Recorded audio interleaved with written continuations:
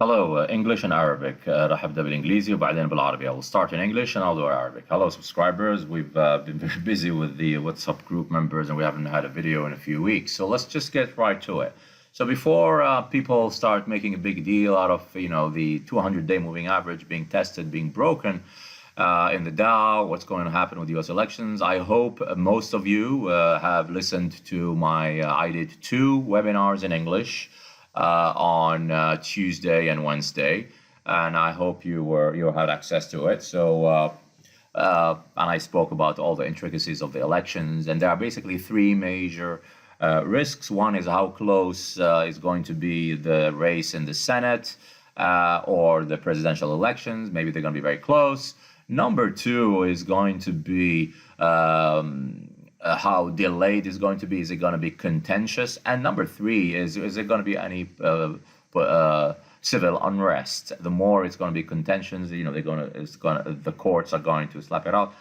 Well, it'll be contentious, and all of that. How is that going to basically weigh on the markets? A lot of people said if there is civil unrest. Usually civil unrest does not weigh on the market, but it probably could. But let's just look at this. And this is comparing. So today, October 30th, is the last Friday before the elections, okay? So it's the last Friday before the elections. So I'm warning people here if they go short just because we may be breaking the 200-day moving average. But 200-day moving average is holding on the Dow for a reason. And if you're going to compare, so this is the VIX today. This is today, October 30th, the last Friday before the elections.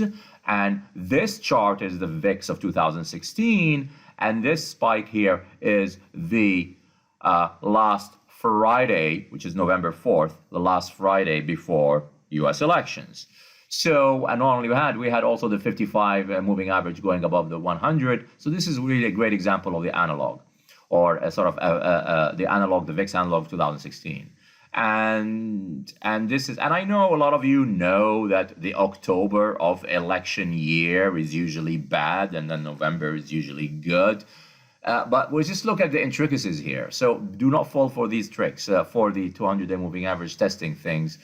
So there's a very good chance that in spite of all this unrest or the possibilities of a contentious vote, we may be testing, then we'll be pushing higher. I may be wrong, meaning that the Dow may break below the 200, but my job here is to show you to this potential similarity in the analog, and if it does hold, that means markets could be recovering after this.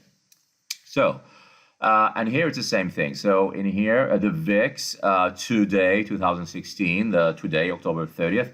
So the way the moving averages are pushing higher, or the 55 above, and this is where we look like we're peaking in the 200 in the VIX. And here's the same thing. But look at the Dow itself. So this is today. So look at the Dow is falling towards the 200-day moving average, which is 26,260. And it's similar to the way it tested the 200-day moving average back in July of this year. And that's very similar to 2016. So this spike here is basically November, I believe November 4th or November the 7th. I believe it's November 7th. So that's the Monday before Tuesday, election day in 2016. All right, and we had a spike. That means the last decline was Friday. So those series of sell-offs, okay, ran into the last day was the Friday, November 4th before the US election, and it respected the 200-day, just like it did in July 2016, and here July 2020, July 2016 respected 200, and here in the last October 30th, 2020, the last Friday before the 2020 elections, coming in at the end of a protracted decline. So this could be very, very similar. So you have to watch out for. And if you just go into the, basically, let's just go the S&P just to give you an idea. So the S&P is still well above, the 200-day moving average. And yeah, it's still, so the 200-day moving average is 3,129. Okay, so this is where it's holding. And basically, just before we go to the 200-day moving average, we have to test this key level, which is which is basically where we are right now, which is basically the low here from 3,209, corresponding with this peak of June 2020. And yeah, and then this high here, this low here, this low here. Okay, so these are really key levels. And the big resistance in the S&P is basically just around here, 3,330. Okay, so that's basically what you have to watch out for. Just a few things about the English. So just this.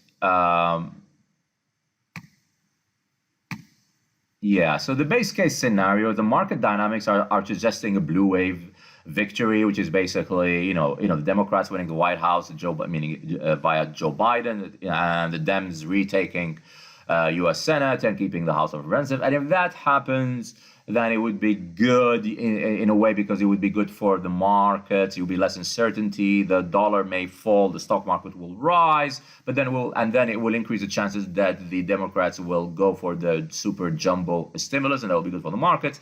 It's just that how deep are they going to reverse the tax cuts, and that happens later on. That may hurt the way on the markets later on, but this is the basic scenario. And then if the Dems lose the Senate, then basically, if they lose the Senate, but they keep the House and they lose the Senate, well, if they do win the White House, it may boost equity indices and weigh on the dollar, but divided Congress may mean more policy a gridlock and potential indices sell-off, especially if stimulus. So it really also depends. The key thing, I'm not going to use a matrix here. Well, if Trump wins and the Dems take the kitchen, but the Republicans take the dining room, and the White House does this, but it's more than 40%. I'm not going to get into that. It's just useless.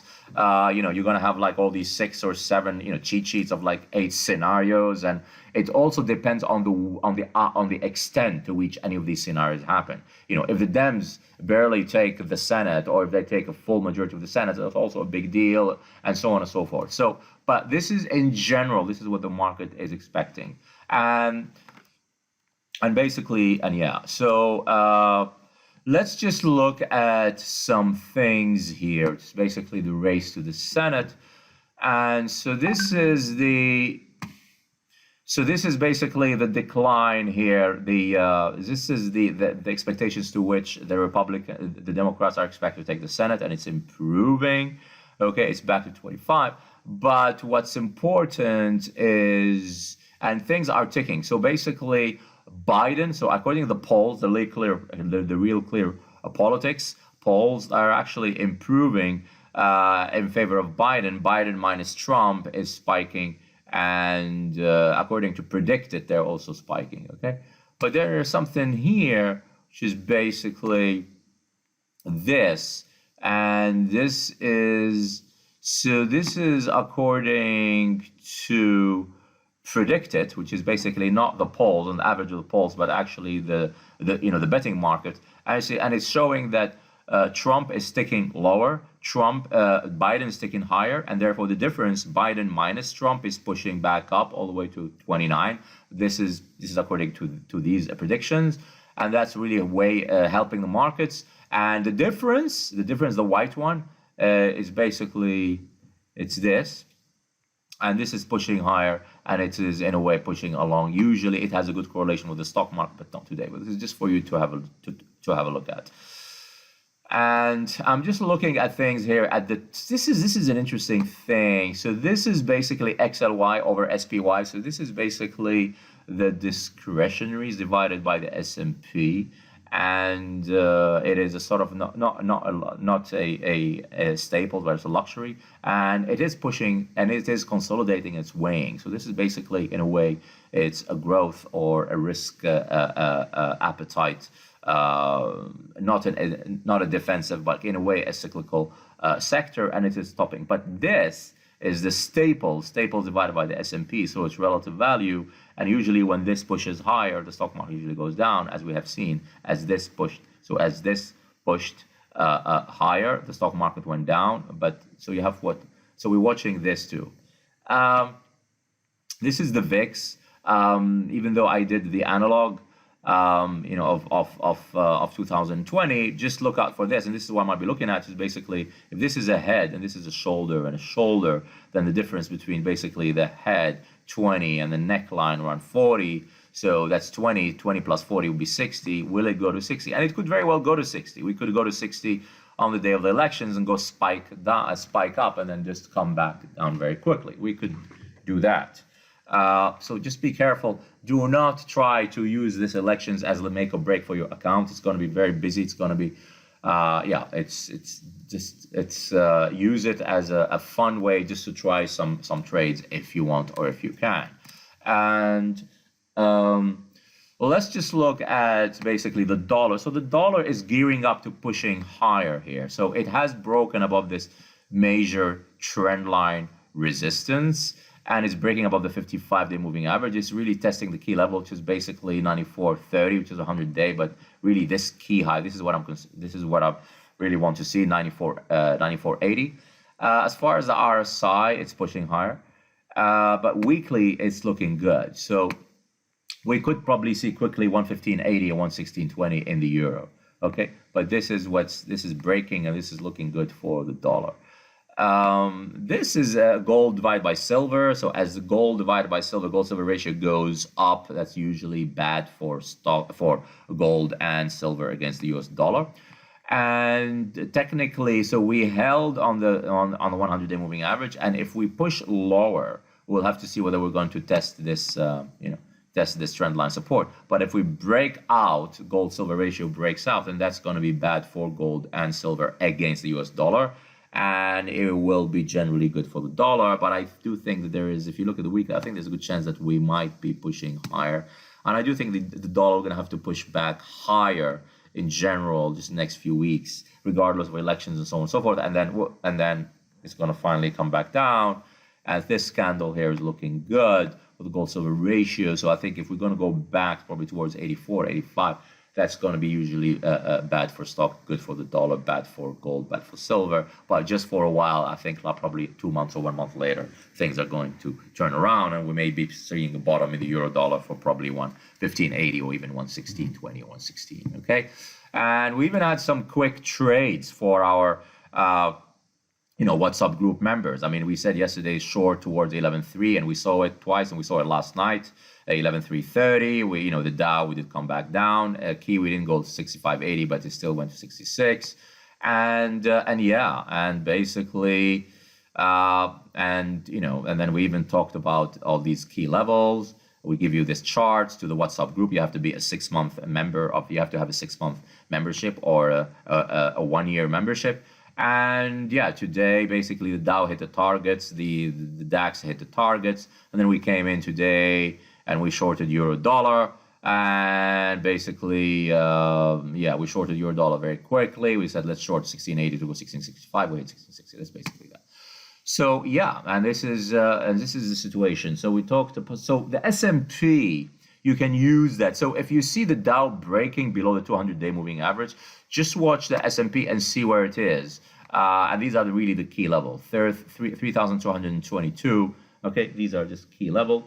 And just few last thing, Facebook is still a good short. We have it in the premium. We have a short in the premium. It's still a nice head and shoulder here. Okay, head and shoulder here. I think we're going to go at least, the 100-day moving average is probably going to go towards 250. And then Netflix is also looking quite negative here. Whether it's a triple top or head and shoulder, but it's really nearing the low. Okay, that's basically that. Now let's go on to Arabic. If there's any questions, just let me know. السلام عليكم. فأهلا بكم. كنا مشغولين كثير في هذه الأسابيع الأخيرة عشان هيك ما أعطيناكم فيديو للمشتركين، لكن كنا خاصة مشغولين مع أعضاء الواتساب جروب. فبس خلينا ندخل فيه هنا، بس قبل ما الواحد يتحمس ويبيع الأسواق، ويعني خاصة نحو متوسط ال 200 اليوم، يقول لك إنه مؤشر الداو جونز يقترب إلى متوسط ال 200 اليوم، خلينا نبيعه ونكسره. ديروا بالكم سيداتي وسادتي، نلف لسه فيه الخير إلا قدام. فخلينا نقول هنا شوفي هذه التناظريه اللي تكلمت عليها كثير في الندوات اليوم بالانجليزي في هذا الاسبوع وباللغه العربيه، وبعثت هذه للجروب في اعضاء الواتساب، الجروب اللي بنعطيهم صفقات مكثفه وتحليلات، انه بتشوفوا مقارنه اليوم اكتوبر 30 2020 هو اخر يوم جمعه قبل الانتخابات الامريكيه، اخر يوم جمعه، اوكي هنا. وشوفوا كيف عمل نفس الشيء مثل آخر يوم جمعة قبل الانتخابات في 2016 اللي هو كان في نوفمبر 4، لأنه نوفمبر 7 كانت يوم الاثنين، والثلاثاء نوفمبر 8 كانت الانتخابات. فخلينا نقارن هنا، إذا بناخذ الفيكس ومؤشر الخوف لما يرتفع طبعا الأسواق بتنزل. اليوم عم نشوف إنه مؤشر الخوف مرتفع جدا، لكن عاجز وتعبان، اوكي. وشوفوا هنا كيف متوسط ال 55 اليوم عم بيرتفع نحو متوسط ال 100 يوم، عملها نفس الشيء مثل ما فعلها هنا في اخر يوم جمعه قبل انتخابات 2016، وهنا عامل نفس الشيء وبعدين نزلنا والفيكس الخوف نزل، يعني الاسواق طلعت. ونفس الشيء هنا اذا بتاخذ الداو جونز سيداتي وسادتي، تناظريه الداو جونز اليوم شفناه نازل، كان نازل 6 ايام، واليوم وصل الى متوسط ال 26260 وعمل تيستينج ل 26190 و180، ولكن احترم متوسط ال 200 اليوم، ونفس الطريقة اللي احترمه هنا يوم آخر جمعة قبل انتخابات 2016، وبعدين حلق السوق وارتفع. فهل سيفعل نفس الشيء؟ وشوفوا انه نفس الشيء، انه التناظرية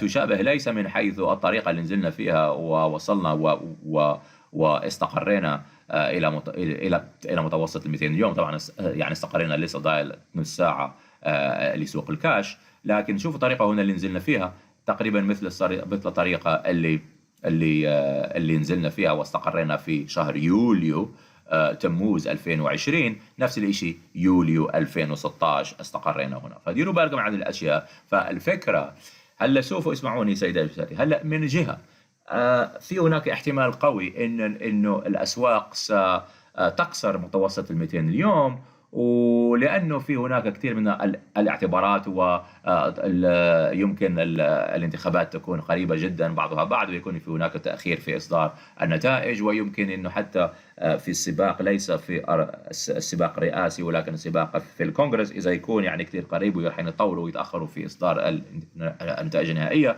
فهذا راح يتصاعد لعدم اليقين، وهذا يمكن انه سيرفع الاسواق. لكن كل هذا يمكن سيحدث اليوم يومين، يعني يمكن ننزل 200 نقطة ولا 100 نقطة تحت متوسط 200 اليوم بعدين نطلع. وربما سيداتي وسادتي انه الواحد اللي الشيء لازم يشوفه اللي هو هذا، وهو سيداتي وسادتي انه مؤشر الاس ام بي 500 لساته بعيد على متوسط ال 200 يوم. ولكن شوفوا هنا سيداتي وسادتي انه يمكن الواحد يشوف الدعم المرادف للاسواق يمكن ان يكون 3220 في الاس ام بي، وهو يتزامن مع دعم كثير مهم هنا، دعم هنا ودعم هنا ومقاومه هنا، اوكي، ودعم هنا وهنا. طيب يعني 3220 صار يعني نقطه كثير مهمه في الاس ام بي، واذا يتم كسرها نحو ونقترب الى متوسط ال 200 يوم، فطبعا هذا يمكن اكيد راح يودي الداو جونز الى 25800. ولذلك سيداتي وسادتي الشيء اللي قلته للمشتركين، وخاصه يعني الواتساب جروب، اذا بدك انت الان تبيع على 26280 ولا 26290 استهدف 26150 ولا 100، ولكن لا تستهدف اي شيء كثير تحت متوسط ال 200. اوكي، فهذا كثير مهم.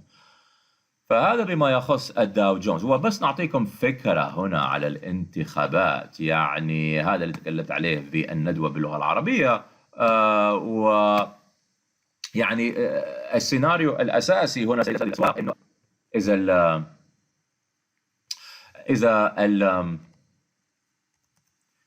إذا الحزب الأزرق اللي هو الديمقراطي يأخذ البيت الأبيض ويسترجع ويسترجع المجلس الشيوخ السنة ويحافظ على مجلس النواب. فإذا يحدث ذلك سيداتي وسادتي فهذا سيكون جيد، لأنه سيرفع الاحتمالات أنهم سيمررون الحزمة الإنقاذ الاقتصادي الكبيرة التي حث عليها الحزب الديمقراطي، وهذا سيكون جيد للأسواق المالية وللبورصة وسيء للدولار. ولكن يمكن يكون سيء بعد حوالي أسبوعين أو 3 أسابيع عندما يمررون بسهولة القانون الذي سيعكس وسينهي تخفيضات الضرائب من ترامب. فهذا يمكن أن يأتي إلى آخره، فهذا يمكن يؤدي إلى بيع سريع في ديسمبر، عندما المستثمرين يريدون أن يجنوا الأرباح في البورصة كي يتجنبون أي خسائر لضرائب جديدة التي ستعم في 2021. طيب، فهذه الفكرة. ولكن إذا فاز الديمقراطيون بالبيت الأبيض واحتفظوا بمجلس النواب وخسروا مجلس الشيوخ، فهذا راح يكون صعب للأسواق، لأنه راح يكون صعب لتمرير أي قوانين. فهذا يمكن أنه سيعيق الطريق لأي حزمة إنقاذ اقتصادي، إلا إذا فعلا الشيء الوحيد فهذا سيعتمد على المدى الخسارة أم لا. فهذا راح يكون كمان يعني موضوع كتير مفتوح. فاهمين علي؟ فهذا كتير مهم. ولازم كمان بس ننتبه إلى فوارق الاستطلاعات الرأي. هنا يعني بنشوف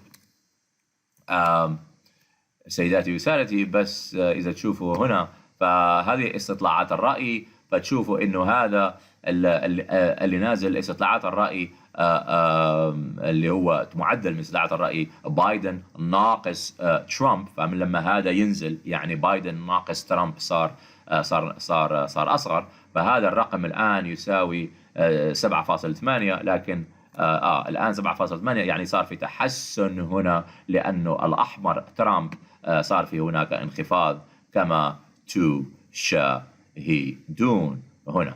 شايفين؟ يعني هنا هذا الأحمر ترامب كان مرتفع بعد عود نزل، وبايدن صار مرتفع وصاعد بطريقة تدريجية، وهذا أدى إلى ارتفاع في المؤشرات. ولكن العلاقة اللي حبيت أتكلم عليها إنه شاهدنا هنا في آخر أسابيع إنه لما يكون في هناك التدهور الفارق ضد يعني الفارق لصالح، عندما يكون هناك هبوط في الفارق لصالح بايدن، فهذا يأتي مع نوعا ما في الهبوط في الأسواق. فهذا هو السؤال سيداتي وسادتي. أوكي. في شيء بس حبينا بس نقوله إنه وماذا. فتكلمنا عن مؤشر الS&P، أوكي، وتكلمنا عن الفيكس بس حبيت أقول إنه هذه التناظرية سيداتي وسادتي بتقول إنه إذا التناظرية هذه صحيحة فتقول إنه الفيكس خلاص راح يوصل على 40. شايفين؟ يعني شوفوا كمان يعني نفس الشيء كان الآن مرتفع أعلى من سبتمبر، ولكن لساته أقل من يوليو. وهذا نفس الشيء اللي شفناه في 2016 من 4 سنين، لما وصل القمة كانت مرتفعة عن قمة سبتمبر 2016، ولكن كانت تحت يوليو 2016. فهذا كثير مهم. ولكن على الرغم من ذلك إذا هذه النظرية تمشي تقول لك إنه الفيكس راح ينزل، لكن في هناك من جهة أخرى يمكن هذه تأخذوها بعين الاعتبار، إنه إذا هذا فيكس وهذا الرأس هنا، وهذا كتف الأيسر وهذا الكتف الأيمن، وإذا الرأس هنا على حوالي 20 وهنا السطح النك لاين أو العنق على 40، 40 ناقص 20 يكون 20 زائد المسافة هذه زائد 40 60. فيمكن إنه هالفيكس سيذهب إلى 60، ويمكن يروح إلى 60، لكن إلى أي مدى؟ يعني إذا الفيكس يروح إلى 60 يمكن يلمسه، ولكن بأي سرعة؟ فهذا ديروا بالكم عليه. من حيث العملات والذهب فإذا بتشوفوا هذا الأسبوعي الذهب مقسومة على الفضة، إنه لما الذهب مقسومة على الفضة لما ينزل فهذا يكون إيجابي للذهب مقابل الدولار، وإيجابي للفضة مقابل الدولار. ولما يكون في هناك ارتفاع، وهنا شاهدنا هنا يمكن في هناك عندك رأس وكتف وعلى نشوف انه احترام الترند لاين، سبورت هنا، اذا هذا يكون ايجابي ويكمل الار اس اي، شايفين اذا هذا يرتفع فهذا راح يكون ايجابي للدولار، سلبي للذهب مقابل الدولار، وسلبي للفضه مقابل الدولار. فهناك يعني نموذج انه يقول لك انه اذا هذا يلمس وعاود ينزل الى الدعم ويمكن يرتفع مره اخرى، فهذا يمكن يؤدي الى ارتفاع مجدد في الدولار. واخيرا اذا بتشوفوا هنا الاسبوعي يقول لكم انه الاسبوعي لساته صاعد في الذهب مقسوم على الفضه، وهذا يعني ايجابي للدولار، كما سنشاهد هنا في مؤشر الدولار اسبوعيا. اوكي، مبين عليه هذا كثير نوعا ما ايجابي، ولكن شوفوا هنا يومي. هنا يقول لك انه كسرنا متوسط الدعم الاتجاهي الترند لاين ريزيستنس، ولكن ما زلنا نقترب الى 95 او 94 30، اسمحوا لنا 94 30، وهو متوسط ال100 يوم الاخضر. ولكن اعتقد ان المقاومه القويه ستكون هنا في هذه القمه على سبتمبر 24. اوكي، ولكن اعتقد وهذا يدل، يعني انا اعتباراتي سيداتي وسادتي ان نقول انه يمكن الذهب راح يروح الى 1850 1860 ولا 1830 شوي وبعدين يعاود ينزل، والفضه يمكن نشوف كمان 21. كل الاشياء هاي يمكن تصير بسرعه سيداتي وسادتي، ويعني يمكن نشوف حاله كما شفناها في مارس، انه اذا الاسواق بتنزل بشده فهذا هيكون سيء للذهب والفضه. لكن ديروا بالكم، ولكن هنا الذهب ديروا بالكم هون كيف الحال هنا، يعني انه اسبوعيا لساتنا عاجزين عن استرجاع هذا الذي كان دعم والآن أصبح مقاومة.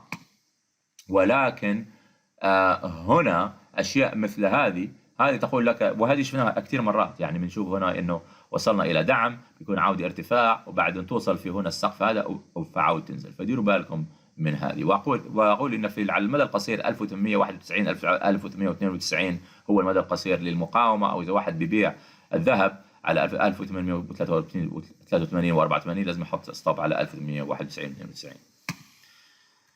وهنا الفضة كمان يقول لك كمان إنه كسر الدعم ولكن يحاول أن يحترم متوسط ال100 اليوم. أعتقد الفضة إنه يمكن راح نروح إلى 21 و 22، لكن المدى الطويل لساتنا مرتفعين. ونفس الشيء مع اليورو دولار اليوم، أعطينا صفقة سريعة اليوم لليورو دولار، ولكن إنه هو عم بيحترم متوسط ال100 يوم بجدارة هنا. وأعتقد إنه يمكن في عندك دبل بوتوم، واللي عندك لو مهم هنا إلى 16 20، وإذا يكسر هذا أعتقد إن الطريقة راح تفتح إلى حوالي 15.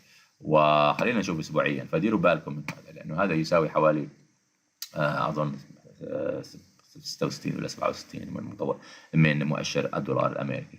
فهنا الحالة يمكن أن تقول لك راح يكون في هنا هبوط نحو حوالي 15 15 20، وبعد ذلك نرتفع ونحلق مجددا.